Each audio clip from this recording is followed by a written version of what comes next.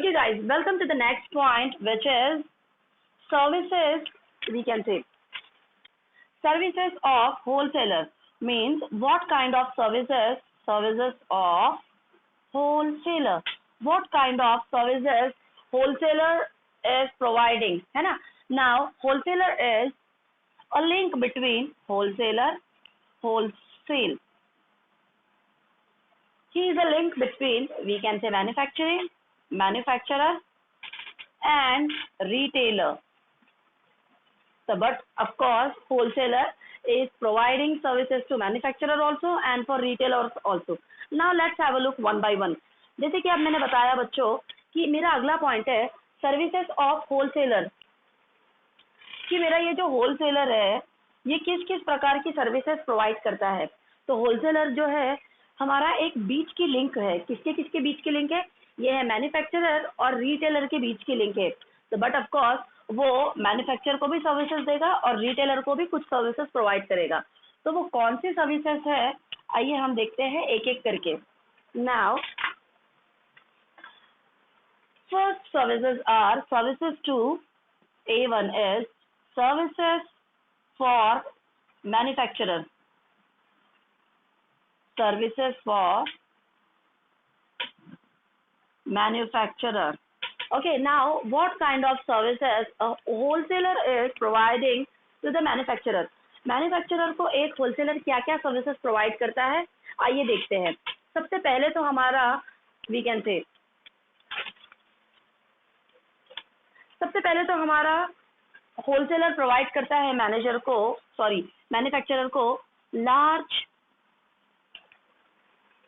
Purchase. As the manufacturer is manufacturing something and wholesaler is the only person who is purchasing the goods in bulk quantities from manufacturer. सबसे पहले service जो हमारा wholesaler provide करता है manufacturer को वो रहेगी बच्चों लार्ज परचेज, कि ये एक अकेला ऐसा बंदा है जो मैन्युफैक्चरर के पास से बल्क क्वांटिटीज में या ज्यादा क्वांटिटीज में चीजें खरीदेगा। So the first point is large purchase, and as he is purchasing in bulk quantity. Next one is storage. The another service which a wholesaler is providing to the manufacturer is, we can say, storage. Storage means what? Gap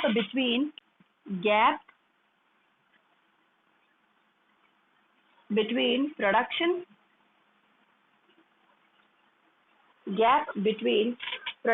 and consumption of goods. Gap between production and consumption of goods. For example, a manufacturer manufactures, we can say, a bottle of jam, Kisan jam. A manufacturer is manufacturing a bottle of jam, है ना, जो हम apply करके खाते हैं breads पे, किसान jam for example. Now किसान जैम बना हुआ है मेरा फॉर एग्जाम्पल 1 Jan 2018 में। मैन्युफैक्चरर में किसान जैम मैन्युफैक्चर किया है 1 Jan 2018 में। कंज्यूमर तक उस पर्टिकुलर चीज को रीच करने के लिए लग जाते हैं मुझे फॉर एग्जाम्पल 1 April 2018, लगभग 4 महीना लग जाता है फॉर एग्जाम्पल एक्चुअल कंजम्पशन तक के पहुंचने के लिए। प्रोड्यूसर के बाद में चीजें जाएगी हमारे होलसेलर के पास, है ना, प्रोड्यूसर के बाद में चीजें जाएगी होलसेलर के पास, बाद में जाएगी retailer and then exact consumer. So producer के पास से होलसेलर के पास में जब चीजें आएगी उस टाइम पे और रिटेलर के पास में, इन सभी में लग गया फॉर एग्जाम्पल 4 महीने का अरसा, और फिर वो चीज जाएगी कंज्यूमर के पास। तो it's a storage of, we can say, bottles of Kisan is a gap between production and consumption of goods, है ना, who is taking the risk, है ना, like gap between production and consumption of goods। ये जो production और consumption के बीच के ये जो 4 months है, इन 4 months का रिस्क किसके मत्थे पड़ेगा या कौन इस चीज को सर लेगा? तो बट ऑफ कोर्स वो लेगा हमारा होलसेलर, है ना। He is the person who is filling the gap between production and consumption of goods. Next one is transportation, या we can say transport. Now transport, he means wholesaler uses his own transportation, his own transportation to deliver goods. Now, wholesaler uses his own mode of transportation to deliver goods from, we can say, warehouse to retailer. Yeah, from manufacturing unit to warehouse. जो हमारा wholesaler रहेगा बच्चों, ये अपना खुद का transport system use करेगा चीजों को एक जगह से टू मूव या to shift, we can say goods from one place to another. For example manufacturing unit से वेयर हाउस लेके आएगा वो चीजें, बाद में उन्हीं चीजों को वेयर हाउस से रिटेलर तक के पहुंचाएगा. So this is, we can say, transportation facility is also provided to the manufacturer by wholesaler. Now let's have a look towards another points of it. इसके अगले पॉइंट्स देखते हैं अब हम लोग. नेक्स्ट है मेरा financial assistance. The fourth one is financial assistance.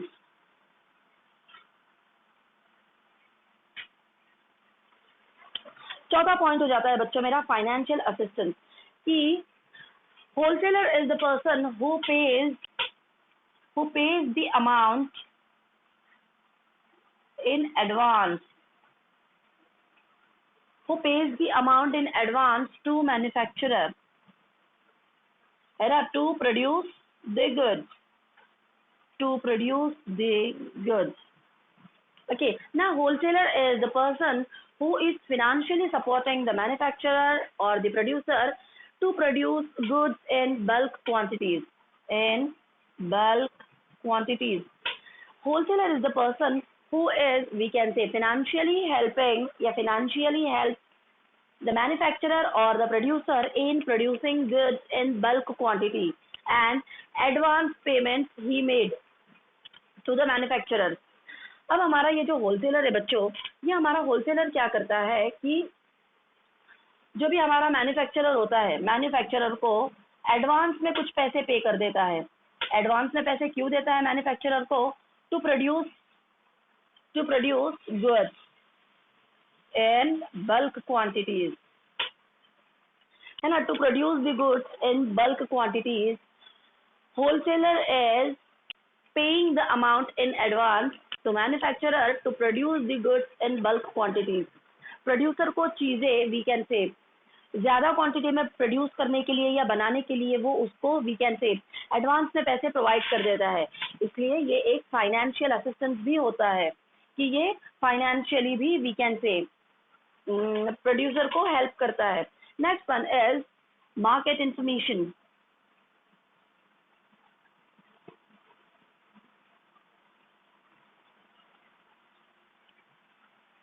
Okay, now move on to the next, which is market information. Now what kind of market information a wholesaler is providing to a manufacturer? अब हमारा जो next point है इसमें है कि he provides, means wholesaler provides market information to the manufacturer.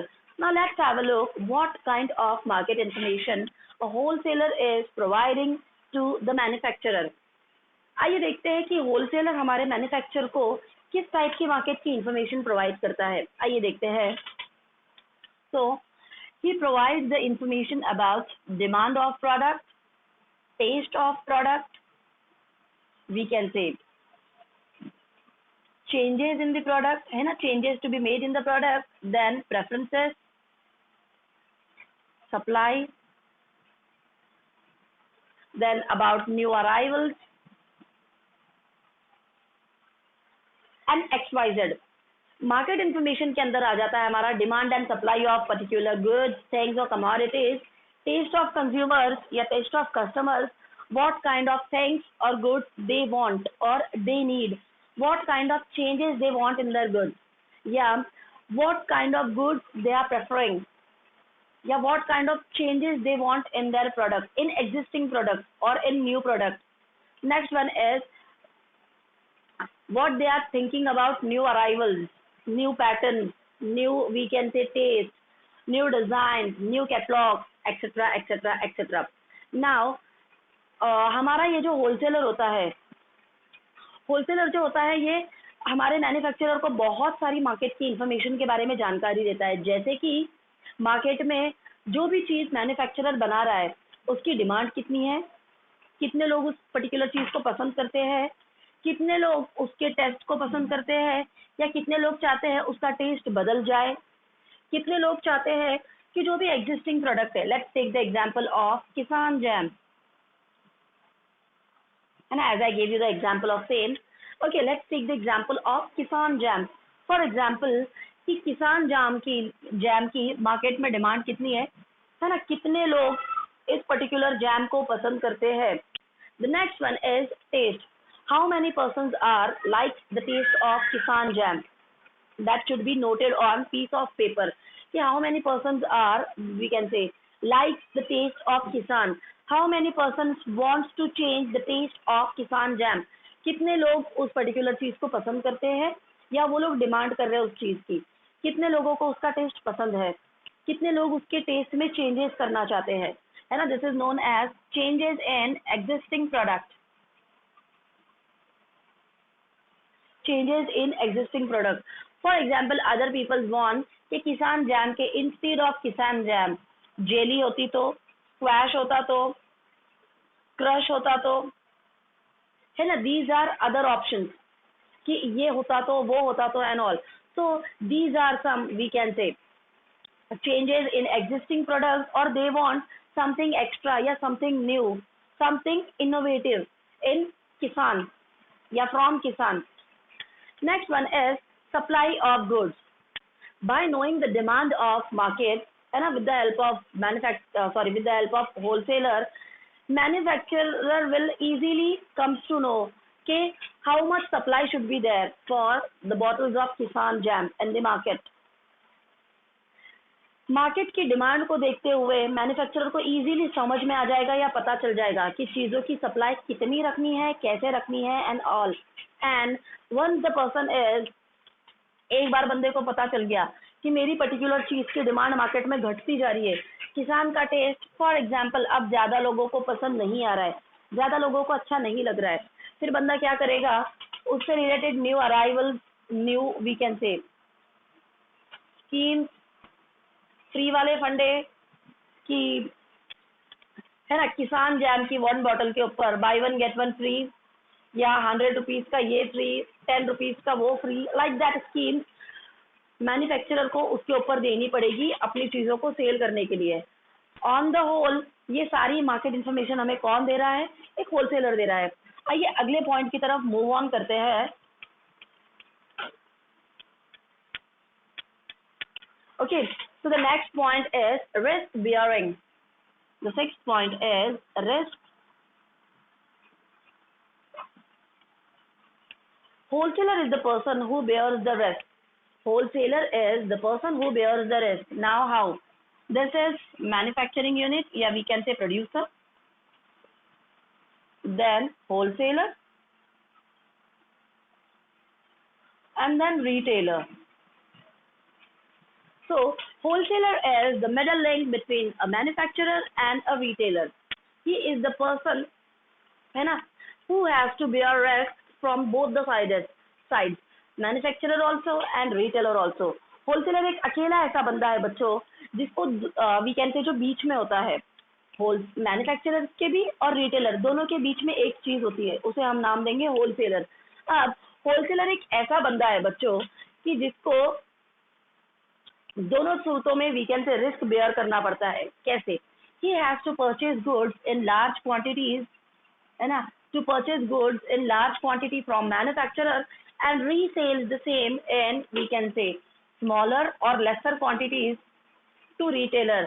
So the gap between large and small it we can say bear risk. इस बंदे को क्या करना होता है बच्चों, मैन्युफैक्चरर से ज्यादा क्वांटिटी में चीजें खरीदनी है और रिटेलर को छोटी वी कैन से क्वांटिटीज में चीजें बेचनी है. तो बीच का वो जो ज्यादा और कम के बीच का जो गैप है, वो गैप बन जाता है हमारे मैन्युफैक्चरर के लिए रिस्क. जो उस बंदे को बेयर तो करना ही पड़ेगा। ओके, अब रिस्क बेयरिंग के उसके कुछ टाइप्स है, वो टाइप्स मैं आपको बता दूं, है ना। certain types are there for bearing risk.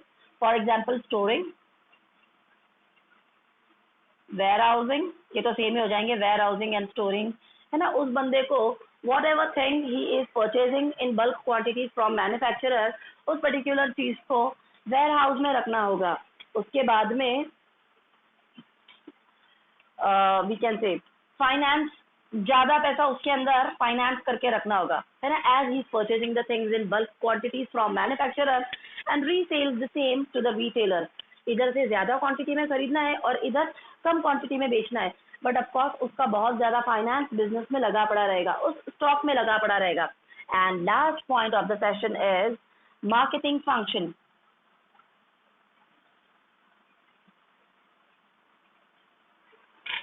The last point is marketing function. Now, marketing function के अंदर क्या क्या आता है? How market functions या how market runs. Marketing function क्या क्या होते हैं? क्या क्या काम होते हैं marketing function के? तो marketing function के काम होते हैं हमारे advertisement, sales, promotion and etc. आइए देखते हैं। For example, how you'll come to know कि किसान की बॉटल है, ये जैम है, उस पर ऑफर्स है, स्कीम्स है, ये है, वो है, ब्ला ब्ला ब्ला, है ना। Just because of advertisement. Advertisement plays very important role in we can say promoting sale for a particular product. एक पर्टिकुलर चीज का सेल बढ़ाने के लिए एडवर्टाइजमेंट हमें सबसे ज्यादा मदद करता है। एडवर्टाइजमेंट के थ्रू क्या होता है, easily consumers will come to know कि है ना what kind of market, what kind of products are there in the market, how many we can say alternates are there for Kisan Jam, what is the prices of it, what kind of we can say ingredients includes or involved in it। ये सारी चीजें हमें पता चल जाती है just because of advertisement।